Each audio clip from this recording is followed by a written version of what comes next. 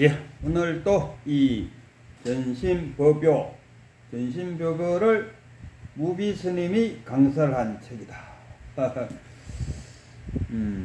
전신법요 강설 누가? 무비 스님이 했다. 이 전신법요는 누가 지었느냐? 황백 스님께서 설법한 것을 그의 제자 배휴가 엮어서 낸 책이다. 이런 이야기가 있습니다. 배휴가 황백 스님에게 여기에 영정은 있는데 영정의 주인공은 어디 갔습니까? 하고 물으니까 황백 스님이 느닷없이 배휴! 그러니까 예. 배휴는 어디에 있는고? 그 에너지가 바깥으로 나가 있는 것을 일순간에 안으로 확 잡아당겨버려요. 밖에서 도를 구하는 것을 우리가 외도라고 그래요. 도는 어디 있노? 안에 있다. 왜 안에서 구하지 않고 네 보배는 놔두고 왜 남의 보배를 구하러 다니느냐? 보물 찾아서 온 들판을 헤매고 다니다가 집에 와보니까 매화꽃이 피어있더라. 같은 이야기잖아요. 그 에너지를 얘한테 두어야 한다. 여기 지금 전신법의 하나 예를 들어 이거 함경에 나오는 이야기입니다. 화성집 길이 멀다 아닙니까? 먼 길을 가고 있는데 그 일꾼들이 고마 지쳐갖고 아이고 여기서 머무르면 안 되느냐 할 때 화성집을 여기 말하면 한 1km 앞에다 지놓고 야, 저 1km만 가면은 저 집에 가서 우리 쉬면 된다. 해서 살살 꼬시갖고 올라가서 좀 쉬게 해서 또 갈 수. 우리도 그러지 않습니까? 등산하는데 내려오는 사람 보고 아이고 정상이 이제 얼마 남았습니까? 아이고 조금만 더 가면 됩니다. 이러잖아요. 조금만 더 가면 된다 하는데 그래서 조금만 더 가면 되는가 싶어 조금만 더 가고 또 내려오는 사람한테 물으면은 뭐라 합니까? 거의 다 왔습니다. 거의 다 왔다 싶어서 또 가면은 뭐라 합니까? 또 등산객 만나면 저 위에 있어요. 저 보이죠? 또 그런 줄 알고 또 열심히 올라갑니다. 그래갖고 어떤 간에 정상까지 간다. 이런 이야기. 그래서 우리가 깨달음에도 초기 불교에 보면은 뭡니까? 아람, 아나함, 수다원, 사담, 아나함, 아란 이렇게 4계급으로 나눈다 아닙니까? 그래갖고 속속속속 이러는데 여기 달마에서부터 쭉 내려와서 해능, 남악해양, 마조, 또 백장, 황백, 임대 요 쭉 내려오면서 뭡니까? 그런 건 없다 이거. 발심이 곧 정각이다. 탁 깨치만 붙여지 보살이니 성문이니 영각이니 그런 거 없다 이겁니다. 깨치만 바로 붙여라. 한 마음 깨치면은 한 마음 탁 깨치면 바로 붙여지. 영각이니 성문이니 이런 게 쉽게 말하면 붙여되는 데까지 하나의 단계를 나는 법화경, 하엄경이 이러죠. 하엄경에 신 믿음이 가득해야 되고 그 다음에 행하고 십행 그 다음에 십주 그 믿음이 늘 주해야 된다. 머물르고 그 다음에 십회양해야 마지막 십지가 이룰 수 있다. 십비대마 등강 묘각 부처다. 이렇게 해서 53단계로 나눠갖고 차곡차곡 한 계단 걷으면서 걸어 올라다 보면 부처가 될 것입니다. 이를 가르치는데 이 성불교에서는 한 방에 끝나는 끝이면 바로 부처라. 우리가 여자 신도님들을 우리가 보살님 그러는데 원래는 이 보살이 뭐냐 하면 부처되기 일보 직전 그것이 보살이고 대성에서는 이 보살을 누구를 보살이라고 하냐면 깨달아야겠다고 발심한 자 남녀가 없습니다. 깨닫겠다고 발심한 자를 우리가 보살이라고 하죠. 근데 지금 옷에 부르는 호칭으로는 거사님, 보살님. 남자는 거사고 여자는 보살로 부릅니다. 그 당시에 그하고 불교가 부처님 살아있을 때의 불교, 부처님이 열반에 든 이후에 20개의 분파가 일어났다. 그게 소승불교. 소승불교로서는 도저히 해결이 안 되니까 대승불교가 나오고, 대승불교도 해결이 안 되니까 달마대사에 의해 갖고 선불교가 일어나서 아직도 선불교가 쭉 이루어오고 있는데, 거기다가 또 뭐 전태종, 하엄종, 법상종 하고 또 많은 종파들이 있다 아닙니까? 그래갖고 여기 지금 무비스님은 지금 현대의 불교를 뭐라고 밀어붙이고 하니까 인간불교다, 통불교다. 우리 통불교는 지금 알려진 명칭이죠. 근데 무비스님은 나는 현대의 불교를 인간불교라고 말하고 싶다. 상담심리학도 마찬가지입니다. 상담심리학도 프로이드에 의해갖고 정신분석학이 만들어주고, 그 다음에 그 이제 다 아들러라든가 쭉 나오다가 실존, 또 현실치료 하다가 쭈르르 가다가 로저스에서 인간 중심적 상담기법이 나오. 임재도 마찬가지. 임재 같은 경우도 그러지 않습니까? 무의진인. 부처가 없어요. 인간이 바로 부처다 이래요. 무의진인을 찾아라. 무의진인을 한마디로 말하면 참나인데, 그러나 참나하면 또 뭡니까? 상을 만들어버려요. 상이 딱 형성되면은 뭡니까? 공에서 유가 되고, 공에서 색이 되는 거죠. 상이 아닌 줄 알면은 즉각 열애를 버리라 했는데, 상인 줄 알아버리면 뭐게 합니까? 열애를 못 본다. 열애를 본다는 건 뭡니까? 깨닫는 건다. 깨달을 수가 없다. 참나를 찾아라 하니까 참나가 어디 있는겨? 어떻게 생겼습니까? 이래 되면은 벌써 그 사람은 상을 갖고 있다. 상을 가져버리면은 찾고자 하는 참나가 없다. 무지개가 눈에 보이긴 하지만은 만져보고 싶다 해서 과연 만질 수 있는 것인가? 못 만진다. 무지개를 어떻게 만져? 무지개 잡으러 무지개 있는데 라고 생각하고 쫓아가면은 무지개는 또 그만큼의 거리만큼 멀어져 버린다. 잡을 수 없는 거다. 그러나 진공모유, 자신의 내면을 들여다보면은 거기에는 분명 참나가 있다.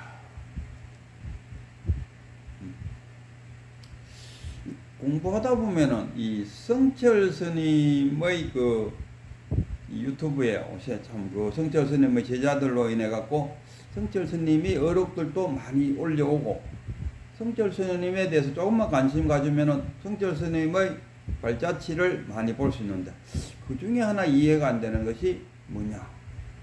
성철 스님은 그 우리가 말하는 부처님이 말하는 단견도 아니고 상견도 아니,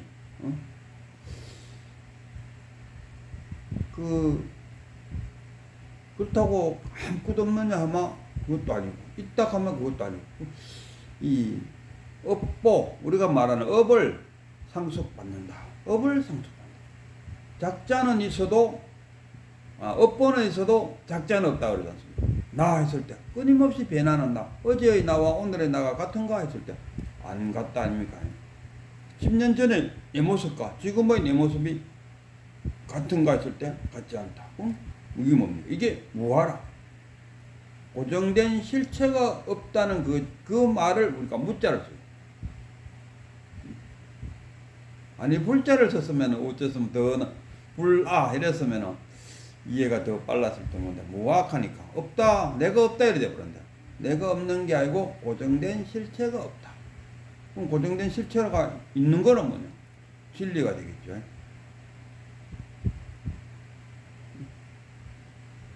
진리가 하나 예를 들면 물은 위에서 아래로 흐른다.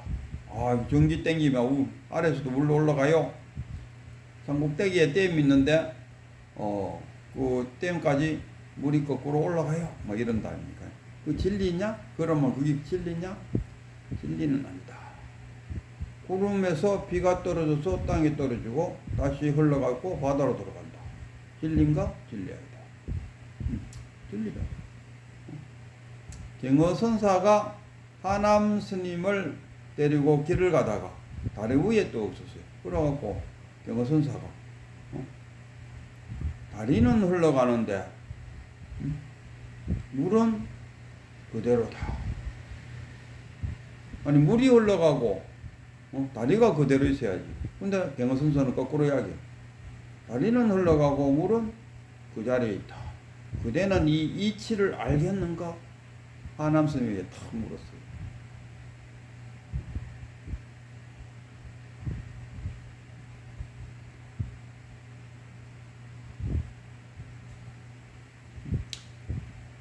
저는 이걸 어떻게 받아들였느냐 하면은 다리는 인위적으로 우리가 만든 거잖아요. 만든 거니까 생긴 것은 성주개공에 의해서 사라진다. 그러나 시냇물이 흘러간다는 것은 뭡니까? 진리를 말하고 있죠. 진리가 흘러갈 수 있겠나? 진리는 그대로다. 이 시냇물이 흘러가는 게 그대로가 아니고 그 시냇물이 흘러가는 그 자체가 하나의 진리다. 이거 아니죠. 뜰 앞의 잣나무니라. 이것도 마찬가지. 뜰 앞의 잣나무. 부처가 무엇입니까? 하니까 똥막대기다. 그럼 똥막대기를 이렇게 들다 보고 이게 어떻게 똥막대기가 똥막대기다. 마상근이다. 뜰 앞의 잣나무다.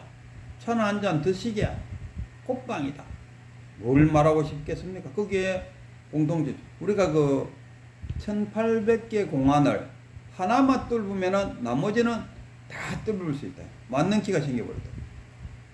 그 하나가 뭡니까? 깨달음. 다 깨치고 나면은 그러니까 그 유튜브 상에 이렇게 들어보면은 뭐 어떤 공안에 막혀갖고 어떤 화두에 막혀갖고 뭐 월면볼 일면볼 월면볼 그 화두에 막혀갖고 어떤 사람은 5년간 뭐 화두 들고 참선했다든가 뭐 어떤 사람은 20년을 했다든가 그거는 그 사람들의 맞는 길을 못 갖고 있기 때문에 맞는 길을 갖고 있었다면 다 열었어요.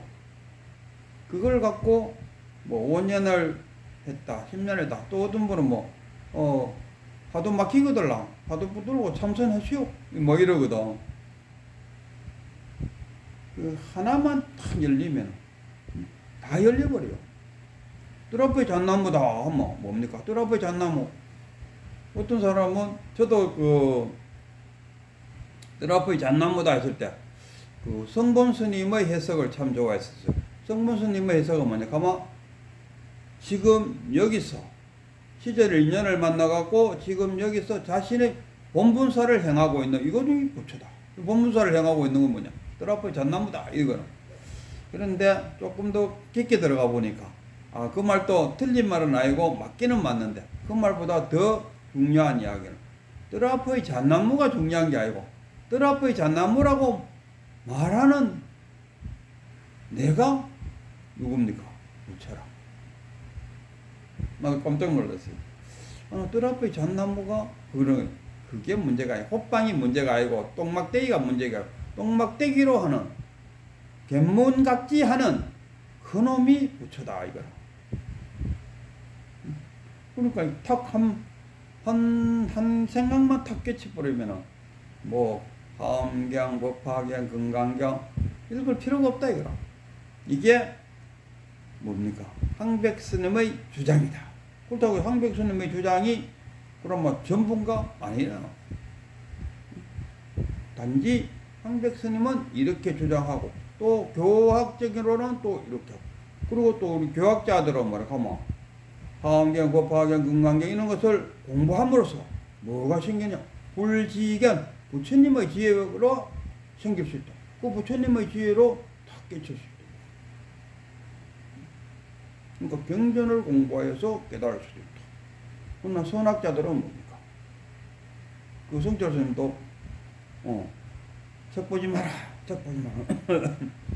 책 보지 말고 많이 돌아다니지 말고 말 많이 하지 말고 많이 먹지 말고 늘 당부한다면 깨달으려면 밭에 나가서 일할 때 많이 먹지 말아는 안 하죠. 밭에 나가서 일하러 가는 사람 보고 많이 먹지 말이 말이 안 되잖아요.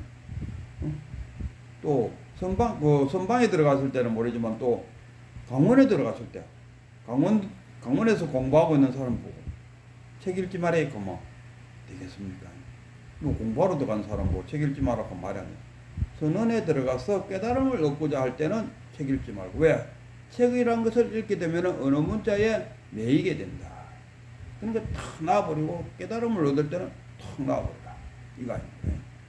근데 성철 스님 이야기 나서니까 참 그 이해가 안 되는 것 중에 하나가, 성철 스님의 그 설법을 들어보면 이 윤회가 아니고 한생설을 갖고 있다.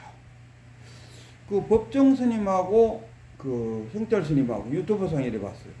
그 성철 스님은 앞에 가고 법정 스님이 뒤따라가면서 죽음이란 것은 어떤 것입니까? 하니까 성철 스님은 바로 듣자마자 바로 답변해요. 그거야 뭐 옷 갈아입는 거지. 하겠나. 옷 갈아입는다는 건 뭡니까? 몸을 바꾼다는 이야기거든요. 그러면 그게 아트만이잖아요. 또 설법 속에는 어떤 사람이 태어났는데 자기의 전생을 다 기억하고 있어. 그래갖고 자기 전생집에 찾아가갖고 그 집안에 숨겨놓은 보물을 찾아낸다든가 뭐 이런 사례들을 쭉 이야기하면서 윤회한다 이러는데 그건 윤회가 아니죠. 그건 한생이에요. 한생은. 그러니까 나는 저 노장께서 왜 부처님도 그 주장하지 않는 거를 왜 성철 스님은 한생설을 주장했을까? 오히려 부처님은 그 완전 정면으로 반대했다 아닙니까? 그 인도에 4계급이 있었다 아닙니까? 그 브라마, 가수드라, 수드라, 또 뭡니까? 뭐 하나. 4계급에서 뭐냐면 아트만이라는 게 있어서 브라마는 브라마으로 태어나고 가수드라는 가수, 수드라는 수드라로 태어나고 바이샤는 바이샤로 태어나고 이 이야기를 하고 있다 아닙니까? 그리고 근데 부처님은 그걸 정면으로 그건 아니다. 지금 네가 여기서 어떻게 삶을 살았느냐에 따라서 이 업보에 의해 갖고 다음 생이 결정된다. 이게 부처님의 말씀이거든요. 근데 왜 성철 스님은 그 한생설을 이야기했을까? 나도 그 좀 미스테리. 최근에 그 법륜 스님의 설법을 들어보니까 어떤 그 사람이 물었어요. 성철 스님한테. 극락이 있습니까? 하고 물었어요. 근데 성철 법륜 스님은 뭐 있으면 어떻고 없으면 어떻고 적어보면 아는데 지금 뭐가 그렇게 궁금하십니까? 이런 식으로 있다 없다에 매이지 않고 말을 그런 식으로 해요. 왜? 이걸 희론이라고 희론. 부처님은 뭐라고 합니까? 부처님은 와서 보라. 나는 보여줄 수 있고 증명할 수 있는 것만 말한다. 그러면 이제 부처님한테 또 가서 부처님 그 윤회와 한생, 윤회와 한생이 있는데 뭐 업보를 이어받는 것을 윤회라고 치고 그러면 한생은 죽었다 그대로 태어나는 것을 아트만을 이야기하는데 부처님은 어느 쪽입니까? 이런 물으면 부처님 뭐라 하겠습니까? 아무 말을 않겠죠. 부처님도 여러분 그걸 무기라 그러는데 10가지의 무기가 있어요. 만약에 가서 이런 걸 물으면 부처님은 대답 안 하죠. 왜냐하면 희론이 될 수 있다. 논쟁의 대상이 될 수 있다. 끝없는 논쟁, 답이 없는 논쟁. 윤회인지 한생인지 뭘로 증명하냐 이거라. 극락이 있는지 지옥이 있는지 뭘로 증명하냐. 그래서 부처님은 아무 이야기 안 했어요. 아무 말하지 않을 때는 그럼 답이 없나? 답이 없어 아무 대답을 하지 않는 것은 아니고 그거는 그대가 깨치면은 그대 스스로 알 수 있는 것이다. 이 말입니다.